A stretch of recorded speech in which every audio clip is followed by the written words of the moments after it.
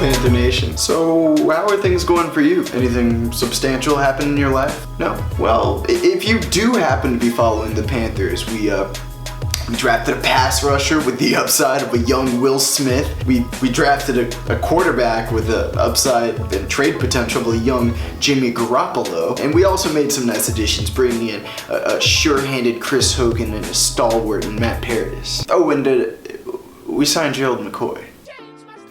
Ladies and gentlemen, we got him.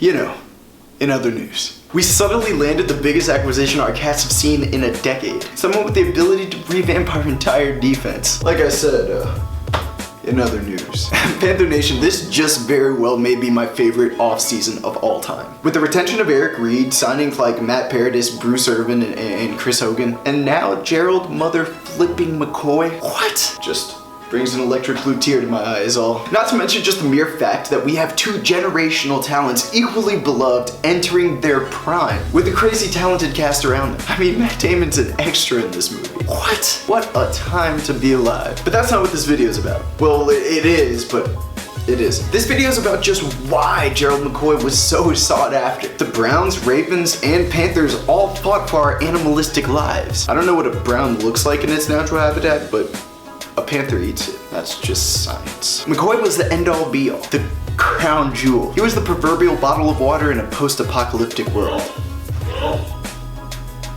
Get the picture? But why'd we all fight for him in the first place? Just what does Gerald McCoy bring to the table? Spoiler alert, it's more than his hearty culinary tastes. He's vegan. Though that is Cam's jurisdiction as well. Seems to be working out for him. Anyways, the Brothers Blue presents 3 things All-Pro Gerald McCoy brings to the table. And it's only fitting to start off with. Number 3. His trademark ability. McCoy didn't become a perennial Pro Bowler by being a schlub, and he wasn't cut by the Bucs because a magic fairy diminished him of his talent. It was strictly a business decision. The Buccaneers couldn't afford his $13 million price tag, and rather than restructuring his contract, they released him into the wild. It's a dangerous place out here. They've got predators roaming about. They needed to cut ties, all the while allowing a frankly inferior lineman to run rampant with his number. I mean, you could kick me out of the house, but you're gonna let Jeff use my massage chair recliner? Nobody likes Jeff. Nobody likes Jeff. Jeff sucks. I mean, come on, would we have given Brendan Burson the number 89? Actually, don't answer that. The kid's got moxie. Anyways, McCoy may be on the other side of 30, but he still has the traits that made him a top pick. His quickness, his cerebral ability, he's more than an athlete. He's a complete football player. So he may not be what he was at 23. Who is? I mean, look at me. This strapping 20-something. Just because his first step isn't as fast as it was in the past, doesn't mean it's not fast. And his current understanding of the game far transcends mere athleticism. Plus, you know, he's a vegan now. Seems to turn people into absolute beasts. Anyways, moving on to number 2. A compliment to KK. Sometimes I think people don't understand how football works. You could take talent, any talent, and surround them with the 0-16 Lions, and you know who was on that team? Calvin freaking Johnson. Yeah, that one. Half of succeeding in a team sport is having an actual team around you. Michael Jordan didn't become Air Jordan until Pippen photobombed his dunks. My point is, it takes a team to utilize an individual's talent. And luckily, McCoy came to a team. One just thirsty for a Gerald McCoy. KK can run rampant with an equally talented lineman in his proximity. Luke can run rampant with a D-line primed to make his life easier. And Dante Jackson can run rampant with, well, just focusing on his assignment. Sometimes rampant running is better left undone. But he has that luxury if he's not worrying about a missed assignment somewhere upfield. Gerald McCoy brings so much more than himself to Carolina. He brings the best out of Carolina. And it all starts at that line. The Hogs need Molly. If the line can get pressure or at least hold its own, we can let Luke be Luke and let the secondary focus on one thing at a time. It's objectively hard to focus on 2 things at once. I mean, really